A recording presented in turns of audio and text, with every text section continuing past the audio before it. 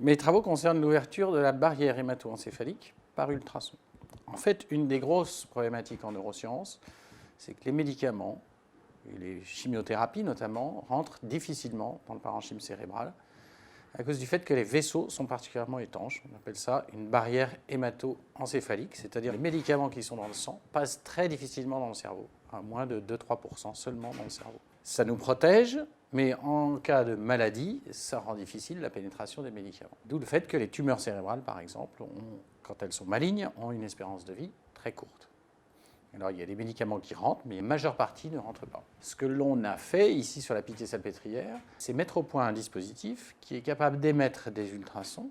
Et ces ultrasons qui sont émis juste avant les cures de chimiothérapie permettent de perméabiliser cette barrière hémato-encéphalique.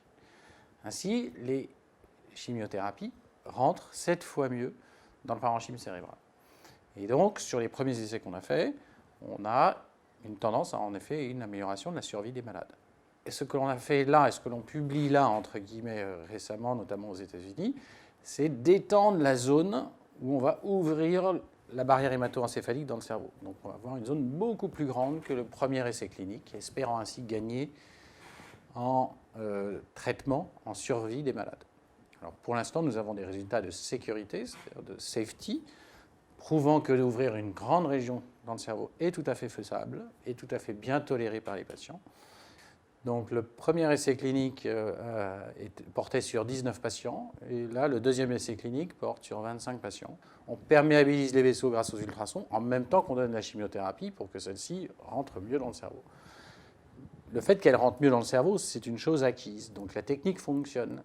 La question, est-ce que c'est la bonne chimiothérapie à associer aux ultrasons? Donc aux États-Unis, on mène d'autres essais avec d'autres molécules pour tester un peu, savoir quelle est la meilleure des molécules pour lutter contre le glioblastome.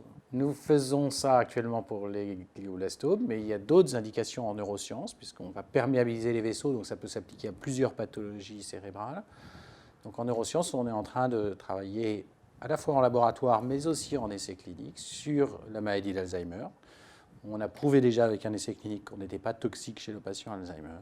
Et nous allons commencer aussi un programme sur la maladie de Charcot, ce qu'on appelle la sclérose latérale amyotrophique, qui concerne les patients jeunes et qui les emporte très vite, puisqu'on a des résultats très bons sur les modèles murins, les modèles souris de la maladie de Charcot.